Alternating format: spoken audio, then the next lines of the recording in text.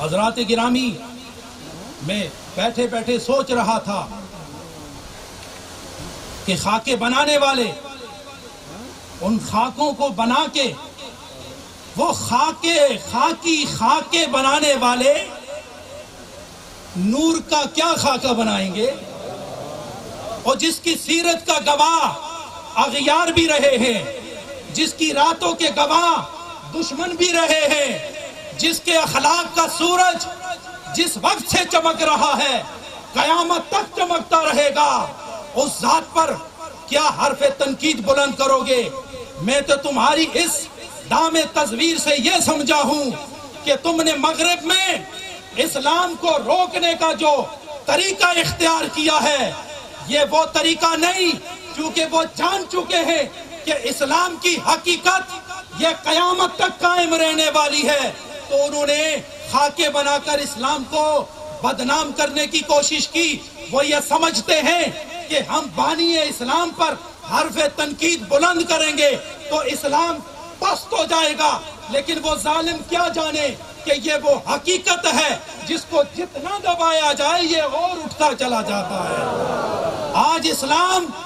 اسلام کی حقیقت چراغ بن کر ہر تاریک دل میں داخل ہوتا جا رہا ہے، اور وہ اسلام قبول کرنے والے کافر اس حقیقت کو تسلیم کرنے پر مجبور ہو گئے کہ اس پوری دنیا میں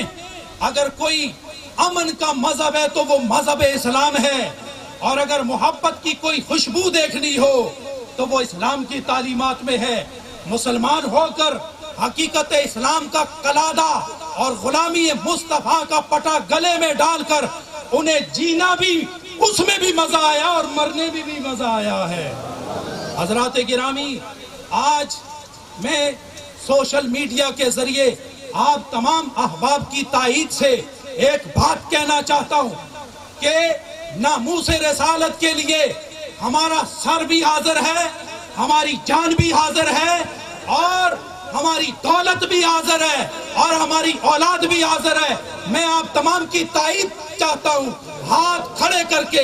اور بلندی کی طرف اشارے کر کے بتاؤ کہ نبی کی ناموس، نبی کی عزت و آبرو، اس پر ہمارا سر کٹ سکتا ہے، اس پر ہماری جان قربان ہو سکتی ہے، اس پر ہماری اولاد قربان ہو سکتی ہے، اس لیے کہ یہ نبی دو عالم ہے جنہوں نے ایمان دیا ہے، رحمان دیا ہے۔ ایمان کے لیے، نبی کی آبرو کے لیے ہمارا سب کچھ قربان ہے۔